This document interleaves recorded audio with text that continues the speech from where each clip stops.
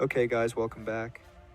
In this video we will be looking at upcoming dinos coming into Standard and those currently in Standard, a full-on perspective of most dino-centric cards in the set and somewhat beyond. Currently in Standard pre-Caverns, we do have a few interesting dinos. Topiary Stomper leading the usage tenfold, in almost 6% of possible slots.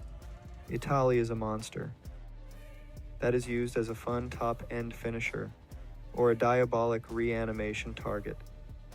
Tyrannix Rex, an uncounterable haste. 8/8 is broken if you can slam it. Invasion of Icaria is good without the flip side and throws all your creature damage right at the opponent's face. With an actual dino set incoming, I think we will see a dino deck fighting for a meta spot, and some of these might just make the cut.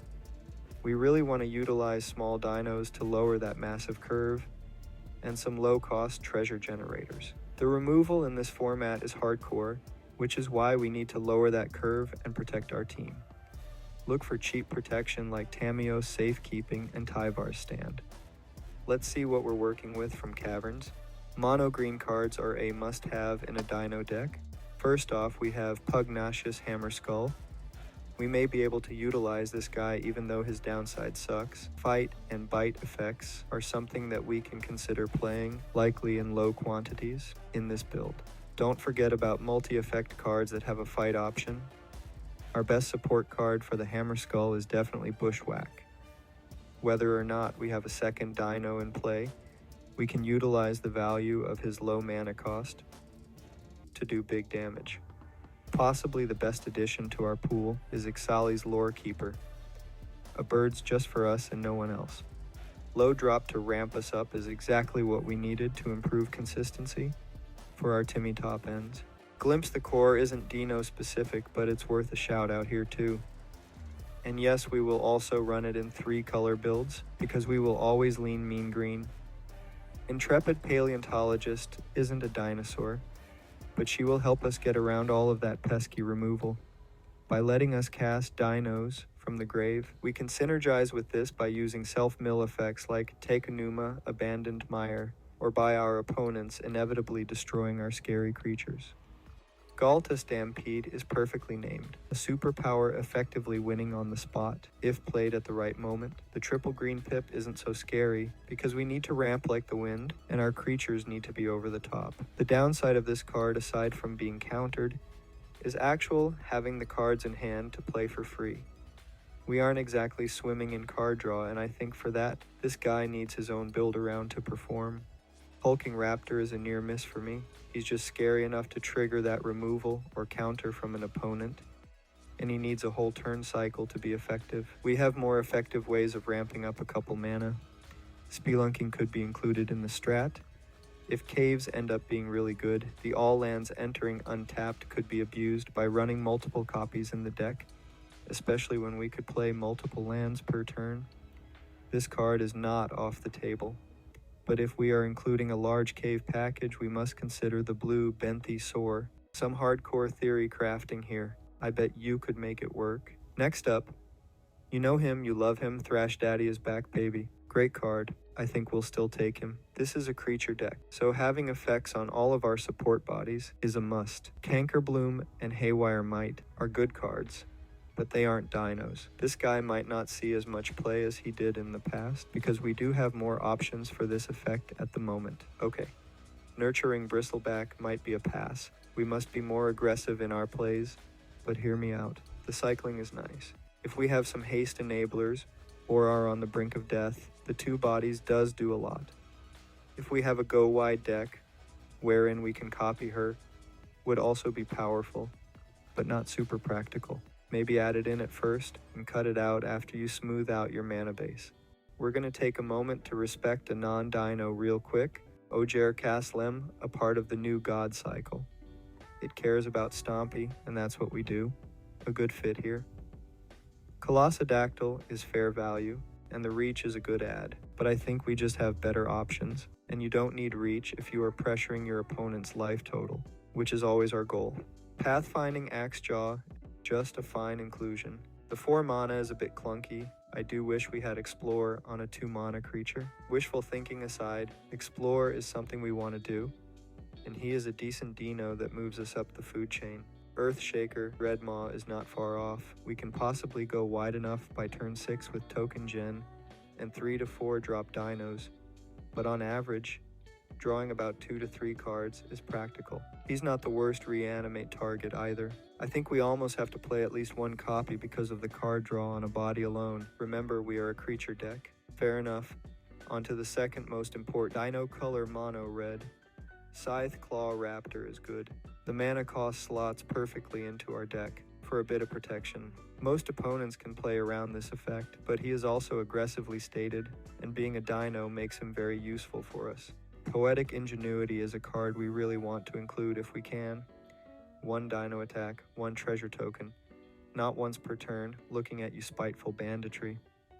Try to look past the artifact synergy. We will naturally have enough artifacts that if this stays on the field, we will most likely get a couple tokens and a trove of treasure. This is where our 3 mana and lower dinos come into play. Swing in with your 1 Hammer Skull and Brontodon and make some treasure. Maybe that's all you needed to get out that big creature you couldn't cast before. Next up, Bonehorde Dracosaur. He is sick nasty. We don't need any synergy to play this card, although a haste enabler would be sweet. The double red is a pain, but he might be my favorite dino in the set. He has red draw, token, and treasure gem. If your opponents can remove him, they will as soon as possible. If we can get away with it, we might try to play 4 copies. He is that good. Trumpeting Carnosaur is a very exciting design, a little bit costly, but these creature effects are exactly what we need in our heavy creature build. Belligerent Yearling could be pretty effective, slots in nicely as a 2-drop. You might want to consider him more so if you are running Tyrannex Rex especially. If they both get through damage, it's going to be hard to lose the game. Dreadmaw's Ire is more of a limited, focused card. We don't need the trample. We've got the power incoming covered as well. No thanks. On the other hand, Triumphant Chomp might take a slot here. It's cool to see a red bite card in this set, and if anything, test it out. I think it'll be great, honestly. Rampaging Ceratops is an interesting boy. Diamond Pickaxe could go pretty well on him, but I think he is mostly a pass. At 5 mana, he is fighting for the same slot as Dracosaur, and I've made my pick. Artifacts are our next category, and we have an absolute bomb to start. Skull Spore Nexus, a mandatory include. Synergizes with almost every card in our deck. This is the most powerful and important card in the entire deck. We don't have many ways to protect it, so we need to jam 4 copies. Don't worry about a dead one in hand, it will get blown up.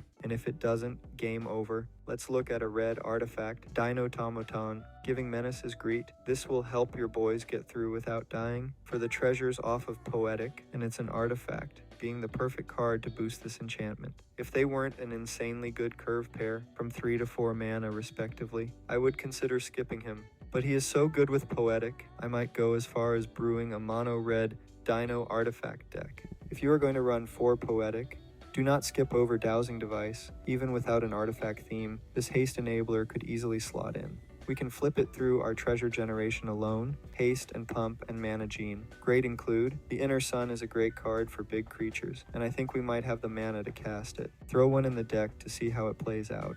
We do have some high power 4 and 5 drops to take advantage of here. Haste is probably our best keyword, but don't think Indestructible is too far behind in this build. Diamond Pickaxe is tempting value, as it has protection and treasure gene for a low cost. Most dinosaur decks won't be able to jam this card, but maybe give it consideration.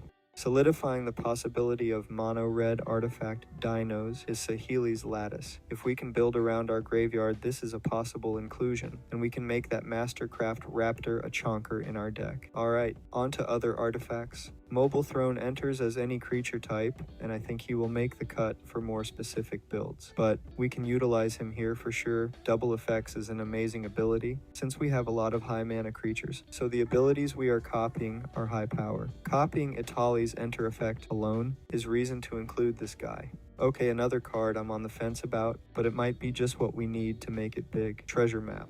Our Dino deck is pretty slow, so it fits right into 2-drop slot for us. You should be transforming Treasure Map around the same time you play your first big boy of the game. I think on average, it will ramp you by 1 turn. It will pull you back in the next turn with that 3 mana boost. Also, if you end up not needing the mana, it's straight card draw. Beautiful include for the mono red variant too. Haha. Before we head into mono black, we have a special mention if we do go the Juned route, Tarian's Journal. This card-like treasure map fits right in that 2-drop slot. The only problem with it is that if we are including black, it might fall off being worse than other low-cost cards, like Removal, or even another artifact, like Blood Fountain. I don't think we want to go all in on graveyard shenanigans, so let's forget about it for now. Alright, Rampaging Spiketail. At first glance I thought no way, but think about it. If we are playing black, we will likely have fewer black cards overall. Swamp Cycle seems great, and for 2 mana it helps us fill out the low curve, while at the top end it can protect or help something crash in hard. I don't think it would actually make a June list, but I don't think card is trash either, okay? Next up, a non-tribal inclusion, Terror Tide. This new effective board wipe will drain the board, while your beef boys hang on for dear life, with a few toughness points left over. Normally, a board wipe would be bad for creature decks, but minus wipes are great if the average toughness is much higher than your opponent's. In Juned, we are going to have a small amount of mill effects to accelerate this and to reanimate as well. This card also goes hand in hand with Souls of the Lost,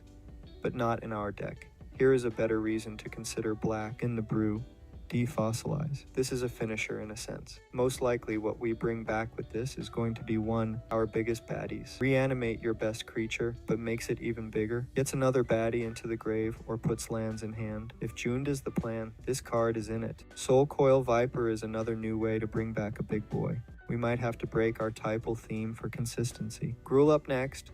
Let's do a land first. Restless Ridgeline. It makes a body for Hammerskull. It makes a treasure for Poetic. It draws a card for our Earthshaker Dreadmaw. It comes into play untapped with Spelunking. Not the best, but if not anything else, our best tapped land. And a flavor win for our brew. Palani's Hatcher is yet another haste enabler that fits our Dino theme. 5 mana for 3 bodies and everything, but the Hatcher has haste. It's not bad at all. It is gonna have to fight for that high cost slot though. Definitely going to try it out. Firstborn of Gish Shath is really cool. It's just another reoccurring creature effect that we really want, and 1 less non-creature spell in the deck. We are ready to fight and bite. A few Naya Shard colors now. First up is Gish Shath, Sun's Avatar. It's hard to justify this one. 8 mana cost in standard is no joke. If anything, to me, this is either a fun of one of or a serious build around finisher. If he swings in, it's GG. Good night. Okay, Watley, Poet of Unity is amazing, especially if you won't settle for anything less than the Sun's Avatar. Once again, fitting great into the 3 slot. Mana fixing, token gen, and a little ramp. It has it all, and is a great choice to run multiple of, so you can search for your big end game threats. I can't see skipping her if you are in Naya. Next up, a super fun Golgari card, Comply Swarm. Let's face it, your creatures are going to get destroyed left and right. Let's squeeze all the value we can out of what we can't protect. This card works outside of sack strats too. It's just good value on a body that no one really wants to take out. A must include for Jund. Squirming Emergence was definitely not made for dinosaurs, but if we are playing black, we may throw this card in too. It is only an option for us if we are significantly lowering our curve and possibly skipping out on some of the huge mana mono green creatures. Let's turn up and get creative, utilizing these awesome new cards together. I can't wait to see your ideas and builds on Mox Field for this beloved tribal deck. Thanks for watching, and I'll see you at the tables. Dino Deck Tech vid coming in hot.